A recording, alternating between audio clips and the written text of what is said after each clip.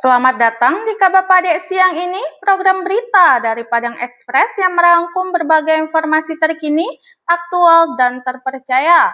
Mulai dari peristiwa penting, kabar daerah, hingga informasi menarik lainnya. Semuanya kami hadirkan secara singkat dan jelas.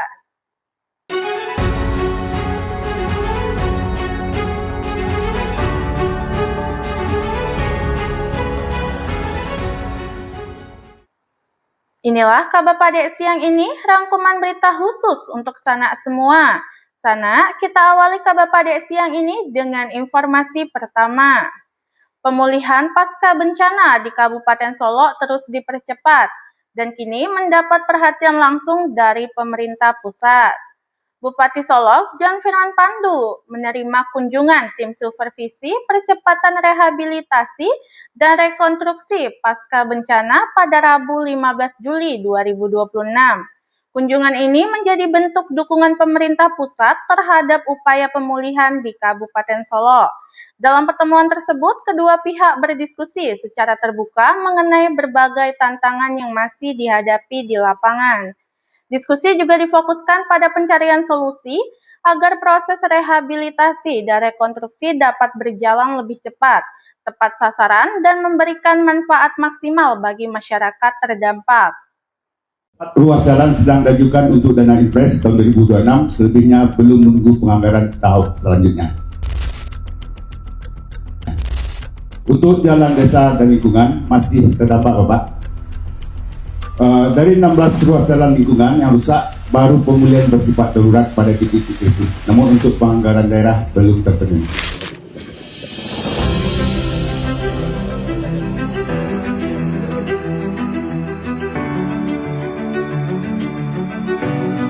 Kunjungan tim supervisi percepatan rehabilitasi dan rekonstruksi pasca bencana alam di Kabupaten Solok hari ini Rabu 15 Juli 2026. Sekali lagi kami mengucapkan selamat datang di Solok, Bapak. Mudah-mudahan langkah ini adalah langkah terbaik bagi kita yang untuk menyelesaikan seluruh persoalan-persoalan yang ada. Rekan, terima kasih atas alokasi tambahan transfer daerah kita tahun 2026 ini. Ini adalah untuk perhatian pemerintah pusat dalam situasi efisiensi kita. Nah, terdampak bencana hidrometeorologi di Sumatera Barat dan kita di Kabupaten Solok, PKD ini sudah dan tentu sebesar 144 miliar lebih. Ini kita pastikan untuk penanganan pasca bencana dan berkaitan dengan infrastruktur kita yang ada di wilayah Kabupaten Solok. Kalau kita lihat seperti Pak Bupati tadi sampaikan, secara global, secara keseluruhan Kabupaten Provinsi Sumbar ini yang paling cepat penanganan. Juga kecepatan di dalam penanganan bencana ini yang paling cepat di antara 3 provinsi.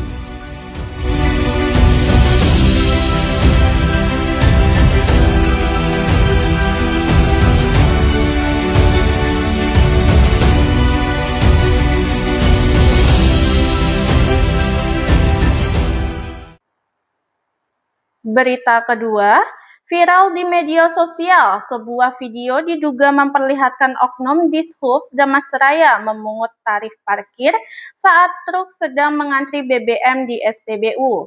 Dalam video yang beredar, terlihat sejumlah sopir truk yang tengah mengantri mengisi BBM didatangi petugas yang diduga melakukan penarikan uang parkir. Rekaman tersebut langsung memicu beragam tanggapan dari warganet yang mempertanyakan dasar hukum serta mekanisme penarikan retribusi tersebut. Hingga berita ini ditulis, Dinas Perhubungan Kabupaten Damaseraya belum memberikan keterangan resmi terkait video yang beredar maupun kejelasan mengenai legalitas dugaan pungutan tersebut. Masyarakat berharap pemerintah daerah segera memberikan penjelasan agar tidak menimbulkan kesalahpahaman dan memastikan seluruh bentuk pemungutan dilakukan sesuai ketentuan yang berlaku. Orang baru, lapas hati capat daru, buka hati for yang baru.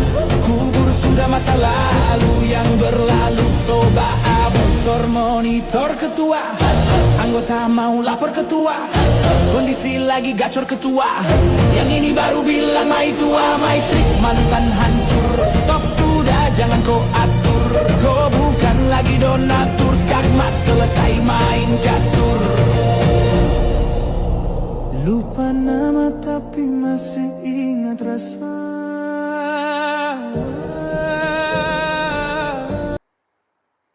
Berita selanjutnya, antrian panjang kendaraan kembali terjadi di SPBU dan kali ini menyita perhatian warga Payakumbuh. Sejumlah kendaraan tampak mengular untuk mendapatkan BBM bersubsidi jenis Pertalite di SPBU kawasan Pari Rantang, Kota Payakumbuh pada Kamis pagi 16 Juli. Antrian yang terjadi sejak pagi hari ini membuat suasana di sekitar SPBU terlihat lebih padat dari biasanya. Masyarakat pun menunggu giliran demi mendapatkan bahan bakar bersubsidi. Hingga kini, antrian menjadi perhatian warga yang melintas di kawasan tersebut.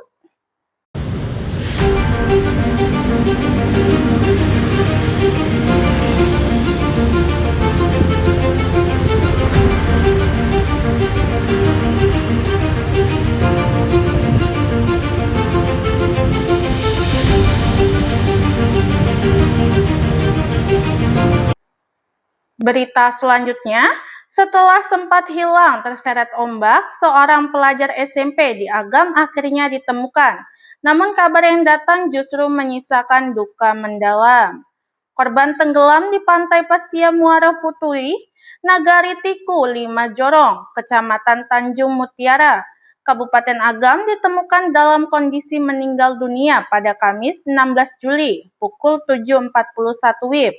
Berkat Saputra Lavau, 14 tahun, siswa SMPN 3 Tanjung Mutiara, ditemukan warga di bibir pantai Jorong Labuan sekitar 10 km dari lokasi awal saat ia dilaporkan tenggelam. Sebelumnya, korban terseret ombak besar dan pusaran air ketika berenang di pantai Pasia Muara Putui. Proses pencarian dilakukan oleh tim gabungan bersama masyarakat hingga korban berhasil ditemukan. Keluarga besar Padang Express turut berduka cita atas musibah ini. Semoga almarhum husnul khotimah dan keluarga yang ditinggalkan diberikan kekuatan, kesabaran, serta ketabahan.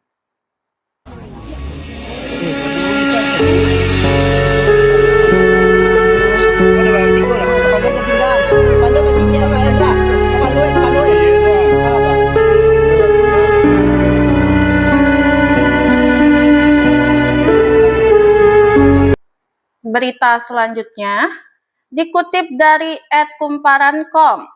Ledakan bom rakitan di sekolah ini memicu sorotan nasional dan dugaan motifnya mengundang keprihatinan banyak pihak.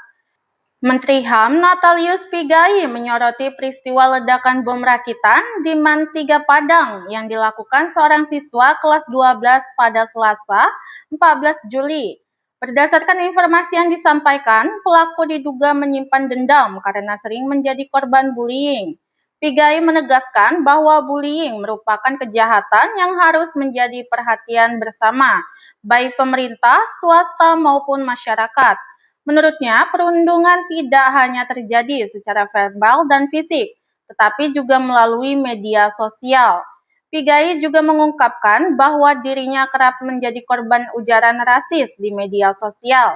Ia mempertanyakan mengapa tindakan tersebut tidak dihentikan, meski dirinya merupakan pejabat negara. Saya saja korban rasis, apalagi rakyat, ujarnya di Kompleks Parlemen Senayan, Jakarta, Rabu 15 Juli. Saya saja korban rasis, apalagi rakyat.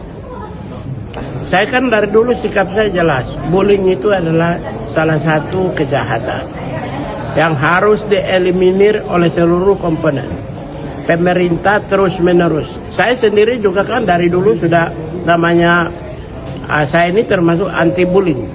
Jadi saya pikir kalau untuk menyelesaikan bullying itu harus menjadi perhatian semua, baik itu pemerintah, pihak swasta maupun juga masyarakat. Satu kesatuan mengambil langkah, siapapun pelaku bullying itu gampang kalau bullying melalui oral langsung speak, ya itu itu harus bisa juga diberi teguran atau diantisipasi, apalagi bullying melalui media sosial.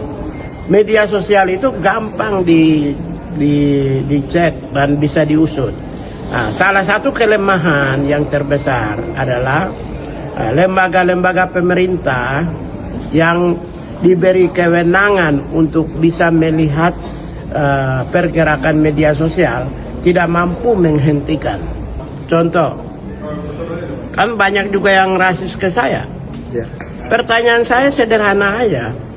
Saya kan pejabat negara, kenapa polisi tidak mau hentikan? Kan itu sederhana. Saya saja korban rasis, apalagi rakyat. Rakyat maupun saya ini korban rasis. Coba lihat itu media komen-komen tuh. Komennya ulang-ulang, ketika kita buka akunnya akun anonim. Oleh aparat kan bisa hentikan kalau akun anonim. Kalau akun orangnya ada, bisa diminta keterangan. Ya, kalau yang ke saya tidak usah dihukum, tapi minimal orangnya dikasih diingatkan, kan lebih bagus. Oleh karena itu salah satu kejahatan terbesar ini by omission sekarang itu. Kejahatan karena by omission, pembiaran oleh aparat-aparat yang digaji oleh negara tapi tidak mau menghentikan kekerasan verbal melalui bullying. Ini maaf ya, saya menteri tapi saya ngomong keras. Kita evaluasi diri juga kami pemerintah ini. Berita terakhir dikutip dari @infopadang_. Tangisan minta tolong dari Myanmar menghebohkan publik dan kini menjadi perhatian pemerintah. Dua perempuan bernama Ayu asal Agam, Sumatera Barat dan Susi asal Tanjung Pinang dikabarkan meminta segera dipulangkan ke Indonesia. Dalam video yang beredar, pelaku disebut meminta tebusan 220 juta dan mengancam akan mencabuk serta menjual organ tubuh korban jika permintaan tidak dipenuhi. BP3MI Sumbar membenarkan identitas Ayu dan telah berkoordinasi dengan pemerintah serta KBRI di Yangon. Korban diduga berangkat melalui jalur non-prosedural. Masyarakat dihimbau tidak mudah tergiur tawaran kerja di luar negeri melalui media sosial. Tolonglah, jangan dicampur-campur lagi. Cece nggak bisa bahasa mereka. Kita sama-sama orang Indo loh, Cece. Mohon Cece. Cece nggak bisa ngomong.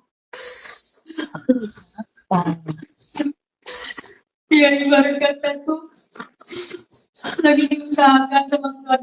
Demikian rangkuman kabar pada siang ini. Terima kasih telah menyaksikan dan tetap bersama Padang Express. Jangan lupa ikuti kami untuk mendapatkan update berita terbaru dan terpercaya. Sampai jumpa di kabar pada siang berikutnya.